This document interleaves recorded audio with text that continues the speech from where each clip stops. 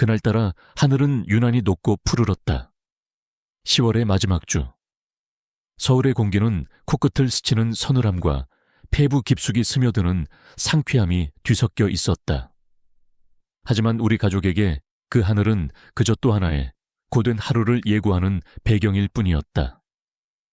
나는 15살 이준호, 세상의 모든 무게를 짊어진 듯한 엄마의 잔주름과 그런 세상의 무게 따위는 모른다는 듯 해맑게 웃는 9살배기 여동생 이민아 사이에서 나는 너무 일찍 어른이 되어버렸다. 우리 집은 관악구의 낡은 빌라 3층에 자리 잡고 있었다. 창문을 열면 손에 잡힐 듯 다닥다닥 붙은 옆집의 회색 벽이 먼저 보였고 그 틈새로 비집고 들어오는 햇살 한 줌이 우리가 누릴 수 있는 유일한 사치였다. 아버지는 내가 아주 어렸을 때 세상을 떠나셨고 그 후로 엄마는 식당 주방 보조부터 청소일까지 닥치는 대로 일하며 나와 미나를 키우셨다. 그런 엄마에게 휴식기란 단어는 존재하지 않는 것 같았다. 오늘은 미나의 9번째 생일이었다. 보통의 아이들처럼 친구들을 잔뜩 불러 생일 파티를 열거나 최신형 장난감을 선물로 받는 일은 우리에게 먼 나라 이야기였다. 하지만 올해는 조금 달랐다. 엄마는 몇 주 전부터 야간 근무까지 자청하며 돈을 모아 동네에서 가장 유명한 빵집인 김진환 제과점에서 새하얀 생크림 케이크를 사오셨다. 상자 겉면에는 붉은 리본까지 예쁘게 매여 있었다. 와! 상자를 보자마자 미나의 두 눈이 밤하늘의 온별처럼 반짝였다. 그 작은 탄성 하나에 집안의 고단한 공기가 봄눈 녹듯 사라지는 것 같았다. 나 역시 심장이 쿵 하고 내려앉는 기분이었다. 저 케이크 한 조각이 엄마의 수많은 밤과 맞바꾼 것이라는 사실을 알기에 그 달콤함의 무게가 결코 가볍지 않게 느껴졌다. 준호야, 미나 데리고 공원에 가서 케이크 먹고 오렴. 엄마는 저녁 준비하고 있을게. 엄마는 피곤한 기색을 애써 감추며 우리 등을 떠밀었다. 공원이라고 해봤자 빌라 단지 앞에 있는 작은 놀이터가 전부였지만 그곳은 민에게 세상에서 가장 신나는 디즈니랜드였다. 나는 엄마의 마음을 알 것 같았다. 좁고 낡은 집 안에서보다 탁 트인 가을, 하늘 아래에서 딸의 생일을 축하해주고 싶은 엄마의 애틋한 사랑이었으리라. 나는 케이크 상자를 마치 신성한 유물이라도 되는 듯 조심스럽게 품에 안았다. 행여나 흔들려서 모양이라도 망가질까. 발걸음 하나하나에 온 신경을 집중했다. 미나는 내 옆에서 폴짝폴짝 뛰며 제 잘거렸다. 오빠, 케이크에 초코 시럽도 뿌려져 있을까? 딸기는 몇 개나 있을까 글쎄. 열어봐야 알지. 뛰지 마. 그러다 넘어져. 내 퉁명스러운 말투에도 미나는 아랑곳하지 않고 노래를 흥얼거렸다.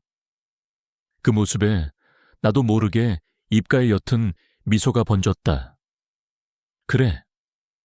오늘은 미나의 날이니까.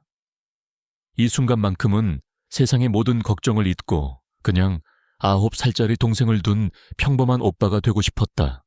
놀이터로 향하는 길목. 우리는 편의점 앞을 지나게 되었다. 그때였다. 미나가 갑자기 내 옷소매를 잡아 끌며 걸음을 멈췄다. 오빠, 저기 미나의 손가락이 향한 곳에는 한 노인이 벤치에 웅크리고 앉아 있었다. 남색의 낡은 점퍼는 군데군데 해져 있었고 희끗희끗한 머리카락은 오랫동안 관리하지 않은 듯 푸석했다. 깊게 팬 주름은 그가 살아온 고단한 세월을 짐작하게 했고 무엇보다도 그의 텅 빈 눈동자가 내 마음을 불편하게 만들었다. 그는 아무것도 보지 않고 그저 허공의 한 점을 응시하고 있었다. 마치 세상에 존재하지 않는 사람처럼 나는 그를 못 본 척 지나치려 했다. 세상에는 불쌍한 사람들이 너무 많았고 우리가 그들 모두를 도울 수는 없었다. 우리 역시 누군가에게는 도움의 손길이 필요한 사람들이었으니까. 하지만 미나는 그 자리에 못 박힌 듯 서 있었다. 마침 노인이 천천히 몸을 일으켜 편의점으로 들어갔다. 우리는 무심코 그를 따라 시선을 옮겼다. 잠시 후 노인은 손에 삼각김밥 하나를 들고 계산대로 향했다. 하지만 주머니를 뒤지던 그의 손이 이내 멈칫했다. 그는 잠시 동안 삼각김밥과 자신의 주머니를 번갈아 보더니 결국 힘없이 그것을 제자리에 돌려놓고는 터덜터덜 밖으로 걸어 나왔다. 동전 몇 개가 부족했던 모양이다. 그 모습을 본 미나의 눈에 그렁그렁 눈물이 맺혔다. 오빠, 할아버지 배고프신가 봐. 가슴이 철렁했다. 안 돼. 이민아, 제발. 내가 가장 두려워하는 그 생각을 네가 입 밖으로 꺼내지 않기를 바랐다. 하지만 내 바람은 여지없이 무너졌다. 오빠, 우리 케이크 할아버지 드리면 안 될까? 심장이 쿵 하고 바닥으로 떨어지는 것 같았다. 나는 품에 안은 케이크 상자를 더욱 꽉 끌어안았다. 상자에서 전해져 오는 묵직한 무게가 마치 내 책임감의 무게처럼 느껴졌다. 무슨 소리야? 이건 내 생일 케이크잖아. 엄마가 너 주려고 사오신 거라고. 알아. 근데 할아버지가 더 배고파 보여. 나는 케이크 안 먹어도 괜찮아. 정말이야. 미나는 금방이라도 울음을 터뜨릴 것 같은 얼굴로 나를 올려다봤다. 그 순수한 눈망울 앞에서 내 모든 합리적인 생각들은 힘을 잃었다. 그래. 나는 15살이고 세상이 얼마나 냉정한지 안다. 한 번의 친절이 세상을 바꾸지 못한다는 것도, 오히려 우리를 더 힘든 상황에 빠뜨릴 수도 있다는 것도 안다. 하지만 저 눈을 보고 어떻게 안 된다고 말할 수 있을까? 미나야, 이건 그냥 케이크가 아니야. 엄마의 야간 근무고, 네가 1년을 기다린 생일 선물이라고. 그러니까 더 드리고 싶어. 이렇게 소중한 거니까. 할아버지도 받으면 분명히 기뻐하실 거야. 생일은 나누면 더 행복해지는 거랬어. 미나가 어디서 들었는지 모를 그 말에 나는 할 말을 잃었다. 어쩌면 나보다 저 작은 아이가 세상의 본질을 더 잘 꿰뚫고 있는지도 모른다. 나는 잠시 동안 망설였다. 엄마의 실망한 얼굴, 케이크를 기대하며 잠들었을 미나의 어젯밤, 그리고 내 손에 들린 이 달콤한 희망의 무게, 그 모든 것들이 머릿속에서 뒤엉켰다. 결국 나는 길게 한숨을 내쉬었다. 알았어. 딱 한 번만이다. 내 허락이 떨어지자마자 미나의 얼굴에 환한 미소가 번졌다. 마치 비가 갠 뒤에 무지개처럼 눈부신 미소였다. 그 미소 하나에 내 마음속 모든 갈등이 눈 녹듯 사라졌다. 우리는 벤치에 다시 힘없이 앉아있는 노인에게 천천히 다가갔다. 인기척을 느낀 노인이 고개를 들었다. 가까이서 본 그의 눈은 생각보다 더 깊고 슬퍼 보였다. 마치 모든 것을 포기한 사람의 눈빛이었다. 미나가 내 뒤에 숨어 꼼지락거리자 내가 먼저 입을 열었다. 저 할아버지. 노인은 경계심 가득한 눈으로 우리를 쳐다볼 뿐 아무 대답도 하지 않았다. 나는 품에 안고 있던 케이크 상자를 조심스럽게 내밀었다. 이거 드세요.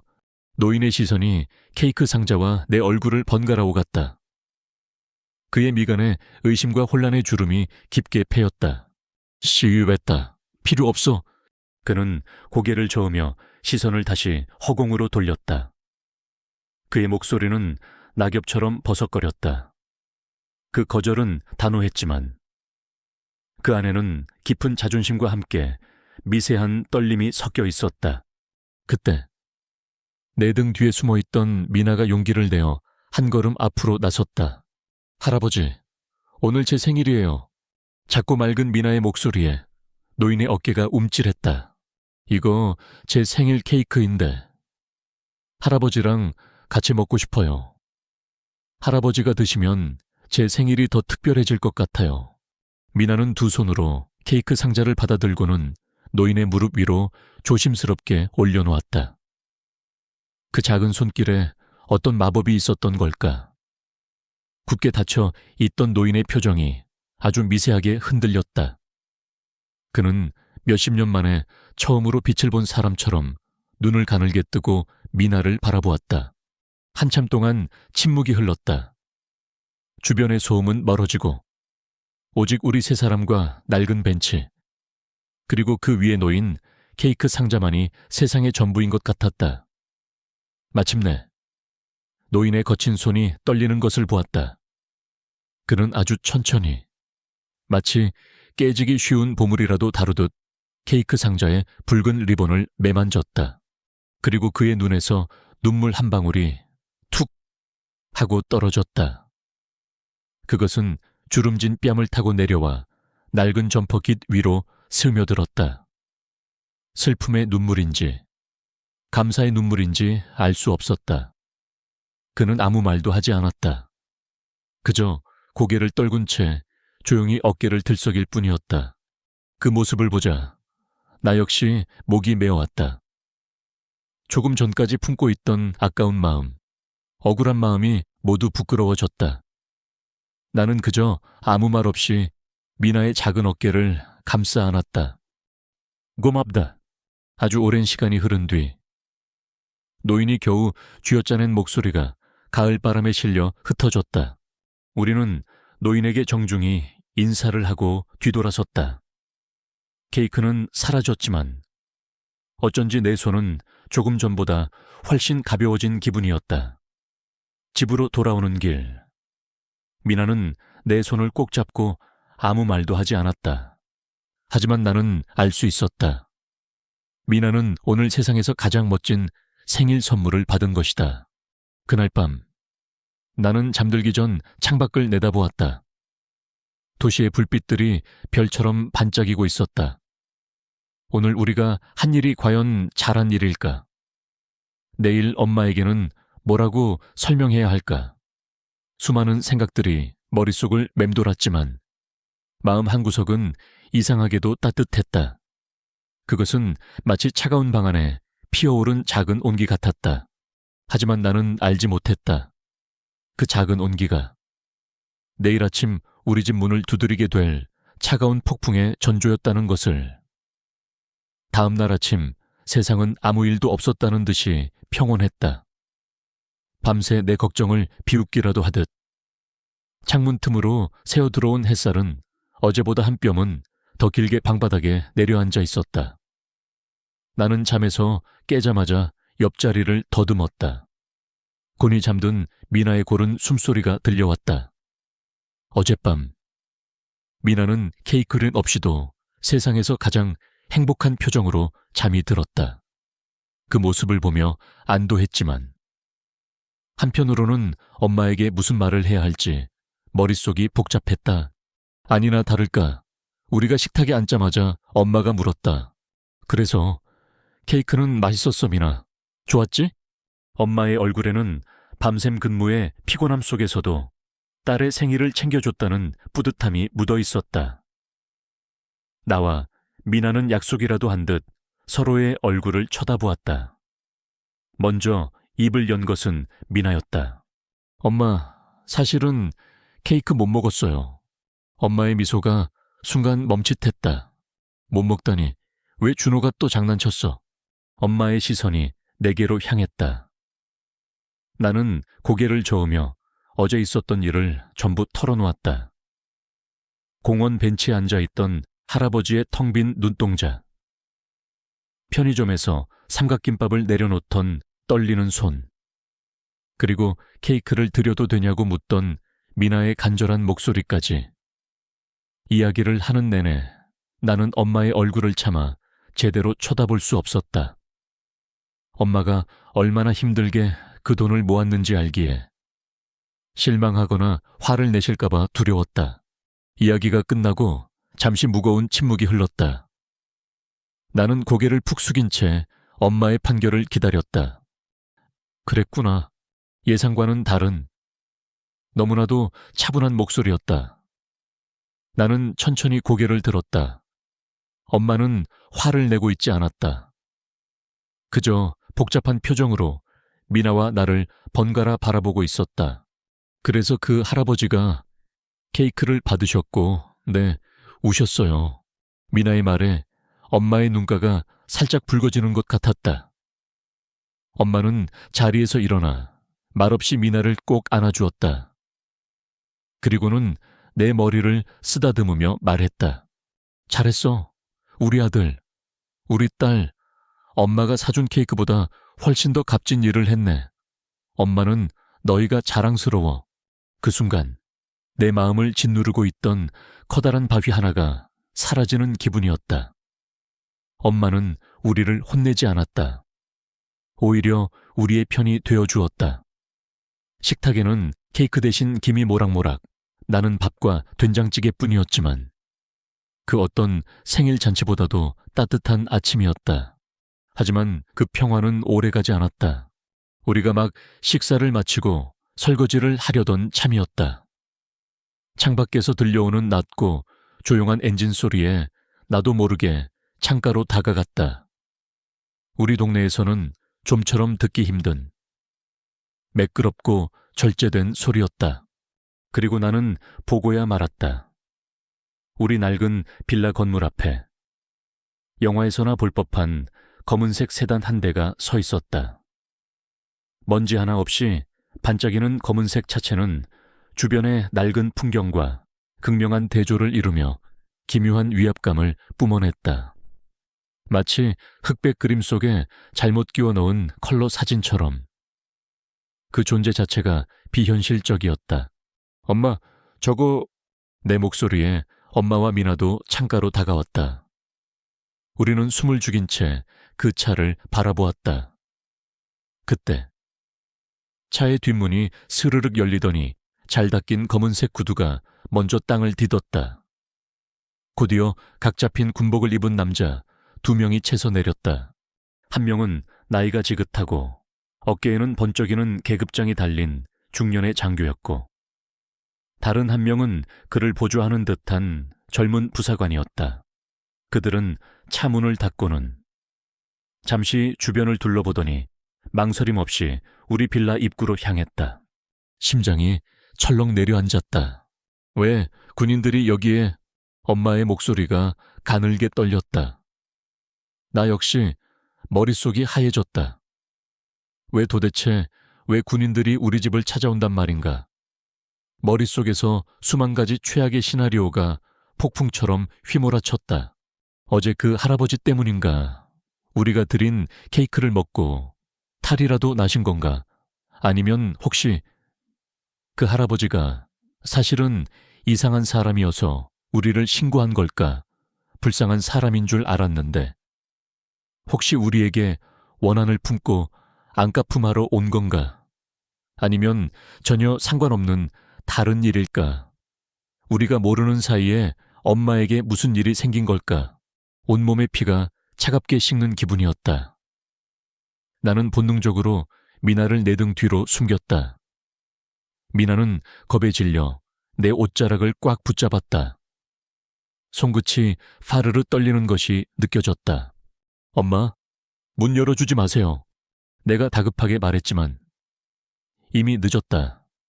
빌라 공동 현관문은 늘 고장 나 있었기에 그들은 아무런 제지 없이 계단을 오르고 있었다.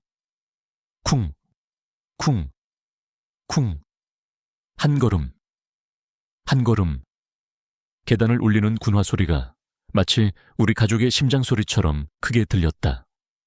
그 소리는 정확히 우리 집 3석 2호 앞에서 멈췄다. 순간 세상의 모든 소리가 사라졌다. 우리 세 사람은 숨 쉬는 것조차 잊은 채 현관문만 뚫어져라 쳐다보았다. 옆집, 아랫집에서도 인기척이 느껴졌다. 이웃들이 커튼 틈새로 혹은 현관문 렌즈를 통해 이 기이한 상황을 엿보고 있다는 것이 피부로 느껴졌다. 평범했던 우리 가족의 아침이 순식간에 동네의 구경거리가 되어버린 것이다. 나는 마른 침을 삼켰다. 제발, 제발 아무 일도 아니기를, 그냥 길을 잘못 찾은 것이기를. 하지만 내 간절한 기도는 무참히 짓밟혔다. 똑, 똑, 똑! 문을 두드리는 소리는 크지 않았다. 하지만 그 소리는 망치처럼 내 심장을 내리쳤다. 그것은 이웃의 정겨운 노크 소리가 아니었다.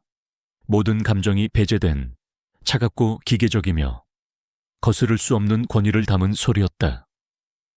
그 3번의 노크 소리는 우리의 평범했던 아침과 앞으로 닥쳐올 미지의 공포 사이에 선명한 경계선을 그었다.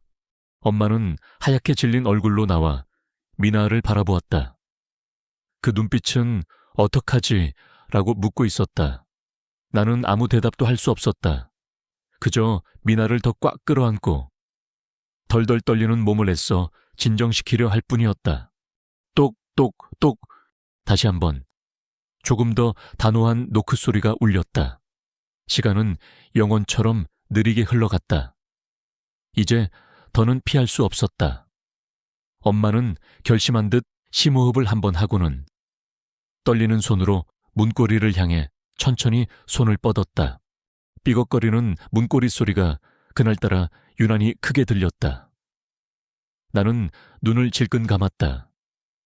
문 너머에 무엇이 기다리고 있든 우리의 삶은 이제 이전과 절대로 같을 수 없으리라는 예감이 온몸을 휘감았다.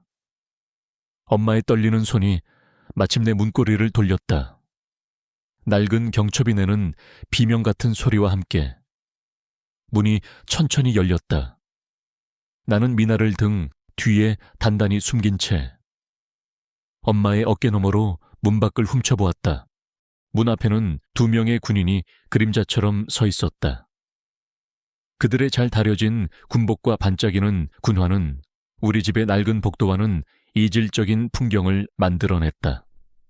특히 나이든 장교의 어깨에 달린 무궁화와 별이 수놓아진 계급장은 그가 아주 높은 사람이라는 것을 말해주고 있었다. 그의 얼굴은 감정을 읽을 수 없는 가면처럼 딱딱하게 굳어 있었지만 우리를 향한 눈빛에는 저기가 아닌 무언가 다른 깊고 무거운 것이 담겨 있었다. 실례합니다. 장교가 먼저 입을 열었다. 그의 목소리는 낮고 차분했지만 복도 전체를 울리는 힘이 있었다. 이곳이 이준호 군과 이민아 양의 가정이 맞습니까? 그가 어떻게 우리 이름을 아는 거지? 심장이 다시 한번 바닥으로 곤두박질 쳤다. 엄마는 거의 들리지 않는 목소리로 간신히 고개를 끄덕였다. 네, 맞는데요. 무슨 일로? 장교는 엄마의 불안한 시선을 피하지 않고 똑바로 마주보았다. 그 침묵에 몇 초가 마치 몇 시간처럼 길게 느껴졌다. 내 머릿속에서는 어제 그 할아버지의 얼굴과 케이크 상자가 쉴 새 없이 떠올랐다. 이제 모든 것이 끝장이라고 생각했다. 먼저 갑작스럽게 찾아와 놀라게 해드린 점 사과드립니다. 장교는 의외로 정중하게 고개를 숙였다. 우리는 박철수 중사님을 대신하여 이 자리에 왔습니다. 박철수, 낯선 이름이었다. 엄마와 나는 서로를 마주보았다. 우리 주변에 그런 이름을 가진 사람은 없었다. 혹시 사람을 잘못 찾았나 작은 희망이 싹 트는 순간 장교가 덧붙였다. 어제 오후 2분이 공원에서 만났던 분입니다. 순간 숨을 쉴 수가 없었다. 어제 그 할아버지, 그에게 이름이 있었다. 박철수, 그리고 중사라는 호칭. 그는 군인이었다. 내 머릿짓 속에 혼란을 읽기라도 한 듯 장교는 차분한 목소리로 말을 이었다. 안으로 들어가서 잠시 말씀드려도 되겠습니까? 중요한 이야기입니다. 엄마는 잠시 망설였지만 이내 문을 활짝 열고 그들을 안으로 들였다. 좁은 거실에 군복을 입은 2 남자가 들어서자 집이 꽉 차는 듯한 압박감이 느껴졌다. 우리는 식탁을 사이에 두고 마주 앉았다. 나와 미나는 여전히 엄마 옆에 꼭 붙어 있었다. 장교는 잠시 숨을 고른 뒤 자신의 이름이 김정훈 대령이라고 밝혔다.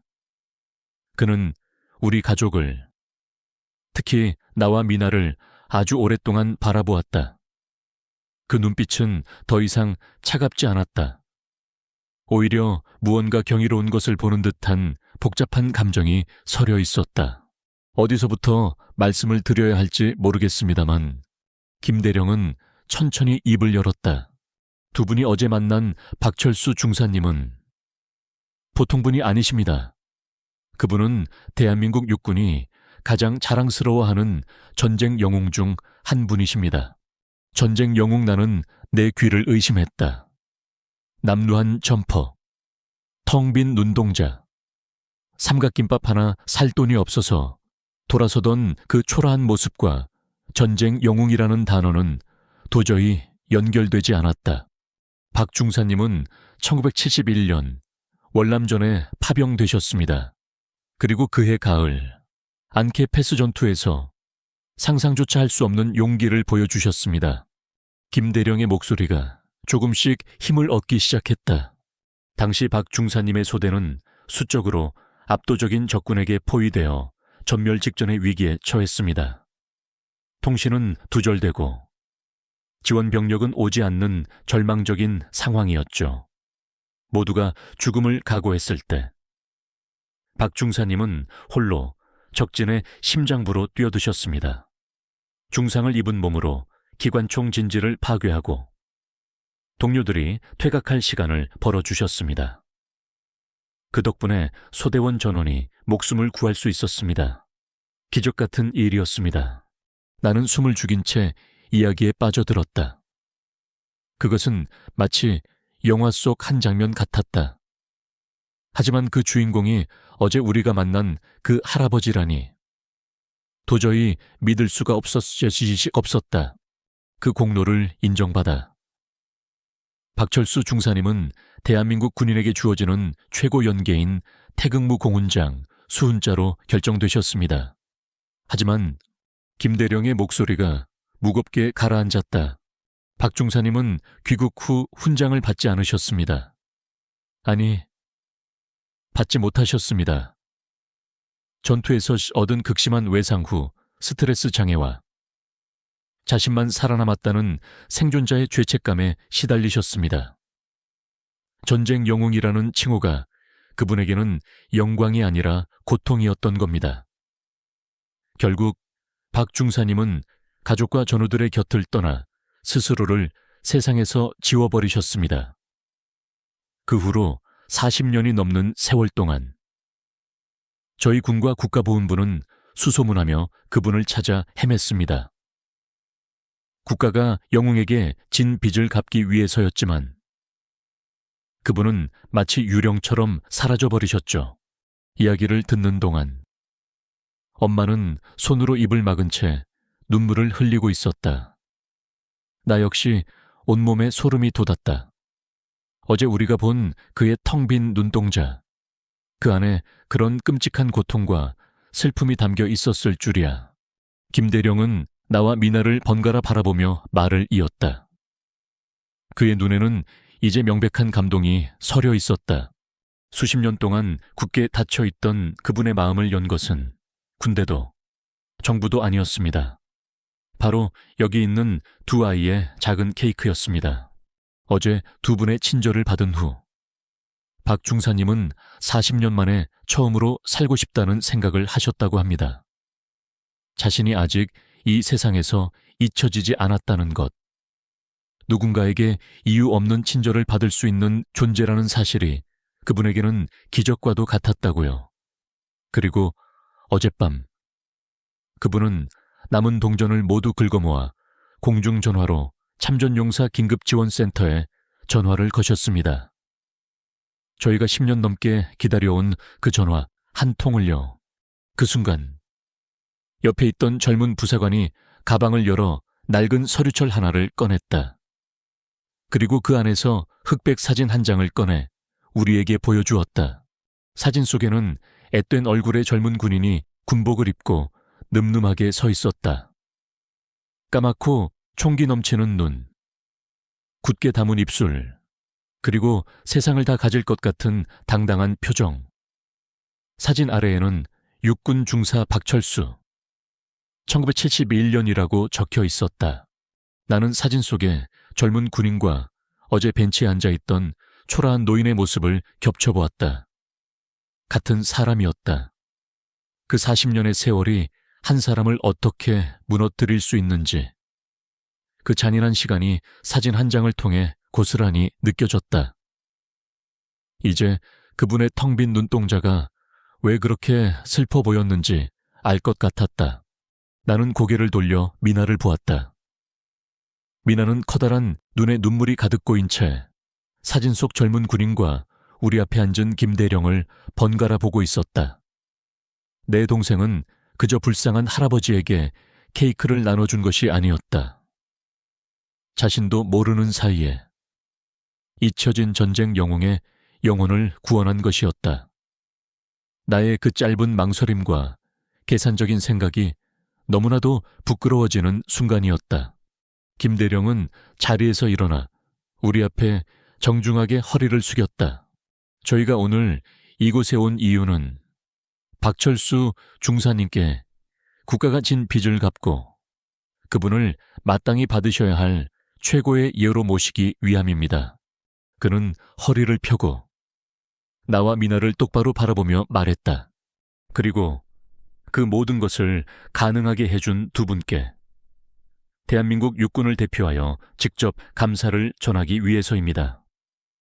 두 분이 보여준 작은 친절이 한 위대한 영웅의 삶을 구했습니다. 정말 고맙습니다. 차가운 공포로 시작되었던 아침은 믿을 수 없는 감동과 뜨거운 눈물로 채워지고 있었다. 어제 우리가 나눈 작은 케이크 한 조각이 이토록 거대한 파장을 일으켰다는 사실이 비현실적으로 느껴졌다. 나는 그저 멍하니 서서 창문으로 쏟아져 들어오는 아침 햇살이 우리 가족과 두 군인의 어깨 위로 따스하게 부서지는 모습을 바라볼 뿐이었다. 김정은 대령의 진심 어린 감사가 거실의 공기를 뜨겁게 데웠다. 오랫동안 우리 가족을 짓누르던 가난과 불안의 무게가 그의 진심 어린 한마디에 봄눈처럼 녹아내리는 듯했다. 엄마는 더 이상 눈물을 참지 못하고 소리 없이 어깨를 들썩였고 나는 그런 엄마의 등을 가만히 쓸어내렸다. 박 중사님은 현재 저희 군지정병원인 중앙보훈병원으로 옮겨져 안정을 취하고 계십니다. 오랜 시간 제대로 된 식사나 치료를 받지 못하셨지만 다행히 건강에는 큰 이상이 없다고 합니다. 앞으로 국가의 전적인 지원 아래 심리치료와 건강관리를 받으실 예정입니다. 김대령의 설명은 우리에게 또 다른 안도감을 주었다. 그 할아버지가, 아니 박철수 중사님께서 이제는 더 이상 춥고 배고픈 곳에 계시지 않는다는 사실만으로도 가슴이 벅차올랐다. 그리고 박 중사님께서 두 분을 꼭 한번 뵙고 싶어 하십니다. 그가 조심스럽게 물었다. 괜찮으시다면 저희와 잠시 병원으로 함께 가주시겠습니까? 아마 두 분을 보는 것이 그 어떤 약보다도 좋은 치료가 될 겁니다. 엄마는 망설이지 않고 고개를 끄덕였다. 우리 역시 그분을 다시 뵙고 싶었다. 어제와는 다른, 진짜 박철수라는 이름을 가진 그분을 말이다. 우리는 잠시 후 그 검은색 세단에 올라탔다. 나와 미나. 엄마가 뒷좌석에 나란히 앉았다. 매일 타던 덜컹거리는 마을버스와는 비교도 할 수 없을 만큼 차 내부는 조용하고 안락했다. 창밖으로 빠르게 스쳐 지나가는 익숙한 동네 풍경이 낯설게 느껴졌다. 마치 다른 세상으로 넘어가는 통로에 들어선 기분이었다. 중앙보훈병원은 거대하고 깨끗했다. 로비에 들어서자마자 소독약 냄새 대신 은은한 커피향이 풍겨왔다.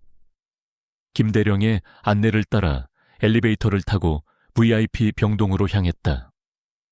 복도를 지나는 동안 마주치는 군인과 의사들이 모두 김 대령에게 깍듯하게 격려를 했다.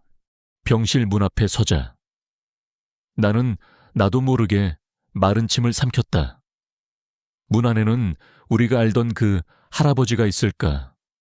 아니면 사진 속에 그 영웅이 있을까? 김 대령이 문을 열고 우리를 안으로 이끌었다. 햇살이 잘 드는 1인실. 침대 위에는 한 노인이 깨끗한 환자복을 입고 창밖을 내다보고 있었다. 하루 만에 본 그는 몰라보게 달라져 있었다. 덥수룩했던 수염은 깔끔하게 정돈되었고 푸석했던 머리카락도 단정하게 빗겨 있었다. 무엇보다도 그의 눈빛이 달라져 있었다. 어제의 그 텅 빈 공허함 대신 잔잔한 호수 같은 평온함이 깃들어 있었다. 우리가 들어서는 것을 본 박 중사님은 천천히 고개를 돌렸다. 그리고 우리를, 특히 미나를 발견한 순간 그의 얼굴에 희미한 미소가 피어올랐다. 왔구나. 그의 목소리는 여전히 작았지만 어제처럼 버석거리지 않고 온기가 느껴졌다. 우리는 침대 옆으로 다가갔다. 미나가 먼저 용기를 내어 입을 열었다. 할아버지, 이제 아프지 마세요. 그 순수한 한마디에 박 중사님의 눈가가 다시 붉어졌다. 그는 떨리는 손을 뻗어 미나의 머리를 아주 조심스럽게 쓰다듬었다. 그래, 이제 안 아플게. 고맙다, 아가씨. 그리고 그는 시선을 드러나와 엄마를 바라보았다. 어떻게 감사를 드려야 할지 모르겠습니다.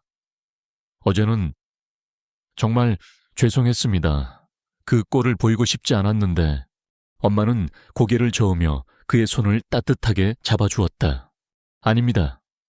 중사님, 저희가 더 감사한 걸요. 저희 아이들에게 평생 잊지 못할 가르침을 주셨습니다.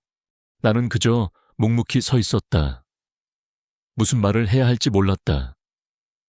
건강하세요라는 상투적인 말 말고는 아무것도 떠오르지 않았다. 그때 박 중사님이 나를 똑바로 바라보며 말했다.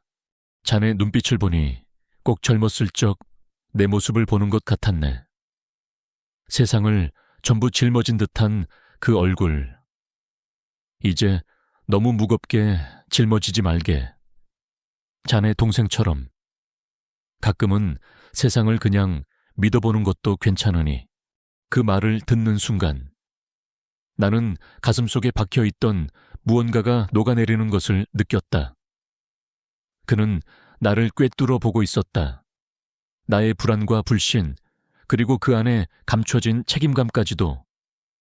나는 처음으로 진심을 담아 고개를 숙였다. 건강하세요. 중사님, 우리가 병실을 나설 때 김 대령은 우리 가족에게 작은 서류 봉투 2개를 건넸다. 이것은 약소하지만 저희의 성의입니다. 하나의 봉투에는 감사장이라고 적혀 있었다. 펼쳐보니 이민아 어린이는 투철한 이웃 사랑과 따뜻한 마음으로 국가 유공자의 삶에 희망의 빛을 주었기에 이에 대한민국 육군 참모총장의 이름으로 깊은 감사를 표합니다. 라는 문구가 적혀 있었다. 그리고 미나 양, 며칠 뒤에 우리 부대에서 작은 파티를 열려고 하는데 와 줄 수 있겠니? 군인 아저씨들이 미나 양을 위해 세상에서 가장 큰 생일 케이크를 준비하고 싶어 한단다. 미나의 얼굴에 한바구음이 터졌다. 그리고 김대령은 나머지 봉투를 내게 내밀었다. 준호군. 그는 내 어깨를 짚으며 말했다. 나는 준호군의 눈에서 책임감과 리더십을 보았네. 혹시 괜찮다면 앞으로 우리 부대의 젊은 장교 한 명과 연결해주고 싶네. 좋은 형이자 멘토가 되어줄 걸세. 준호군처럼 책임감 강한 젊은이가 이 나라에 꼭 필요하거든. 그것은 돈이나 물질적인 보상이 아니었다. 그것은 나라는 사람의 존재 자체를 인정해주고 나의 미래에 대한 가능성을 열어주는 약속이었다. 나는 처음으로 누군가에게 인정받았다는 느낌에 가슴이 뜨거워졌다. 시간이 흐르고 계절이 한번 바뀌었다. 늦가을의 스산함은 사라지고 하얀 눈이 세상을 덮는 겨울이 찾아왔다. 그 몇 달 사이 우리 가족에게는 많은 변화가 있었다. 엄마는 보훈부의 영예로 안정적인 일자리를 구했고 나는 김 대령님이 소개해준 장교 형과 주기적으로 만나며 미래에 대한 꿈을 키우기 시작했다. 미나는 부대에서 열린 성대한 생일 파티의 주인공이 되었고 그날 이후로 동네의 작은 영웅이 되었다. 그리고 오늘 우리는 다시 박철수 중사님을 찾아뵈었다. 이제 그는 병원이 아닌 국가유공자들을 위한 안락한 요양시설에서 지내고 계셨다. 말끔하게 차려입은 사복 위에는 40년 만에 주인을 찾은 태극무 공훈장이 겨울 햇살을 받아 영롱하게 빛나고 있었다. 우리의 손에는 커다란 케이크 상자가 들려 있었다. 오늘은 미나의 생일이 아니었다. 오늘은 박철수 중사님의 새로운 삶을 축하하는 날이었다. 어서 오너라. 박 중사님은 예전보다 훨씬 혈색이 좋아진 얼굴로 우리를 맞았다. 그의 눈에는 더 이상 슬픔이나 공허함이 없었다. 그 자리에는 지나온 세월을 끌어안는 평온함과 다가올 날들에 대한 잔잔한 기대감이 채워져 있었다. 우리는 탁자에 둘러앉아 케이크에 촛불을 붙였다. 불을 끄고 다 함께 케이크를 나누어 먹었다.